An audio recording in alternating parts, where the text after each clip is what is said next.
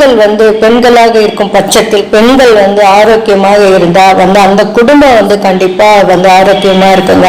அந்த குடும்பம் மட்டும் இல்லைங்க, நீங்க 3 தலைமுறையை வழி நடத்தின பெருமை அடைவீங்க. சரிங்களா? அது உங்களுக்கு காலப்போக்கில் புரியும். எப்படின்னா நீங்க உங்களுடைய மாமனார் மாமியாரை நல்லா பார்த்துக்க போறீங்க, உங்க ஜெனரேஷனை நல்லா பார்த்துக்கிறீங்க, உங்களுக்கு அடுத்த உங்க குழந்தைங்களை நல்லா பார்த்துக்கிறீங்க, உங்க குழந்தைங்களோட குழந்தைங்களை பார்த்துக்க. அப்ப நல்லா எத்தனை ஜெனரேஷனுக்கு நீங்க உதவிகரமா இருக்கீங்க இல்லையா?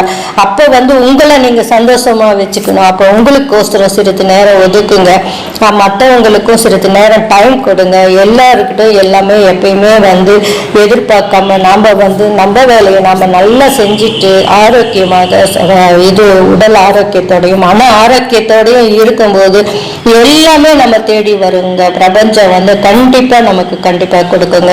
எப்பயும் இறைவன் மேல நம்பிக்கையை வச்சுட்டு உங்களுக்கு குழப்பமா இருக்கா, இறைவன் கிட்ட விட்டுடுங்க. கண்டிப்பா அதுக்கு தீர்வு கிடைக்குங்க. உங்களுக்குன்னு சிறிது நேரம் ஒதுக்கி மன மகிழ்வோட இருந்தாவே அந்த குடும்பம் ஆரோக்கியமா இருக்குங்க.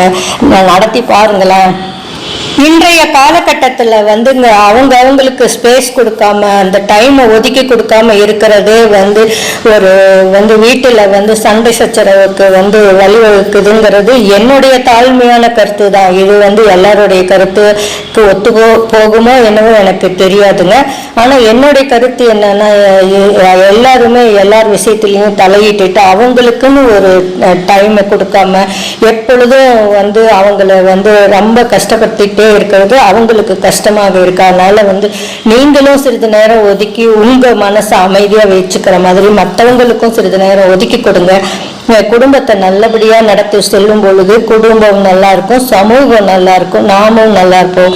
எல்லாரும் வாழ்வாங்க. வாழ்த்துக்கள்ங்க.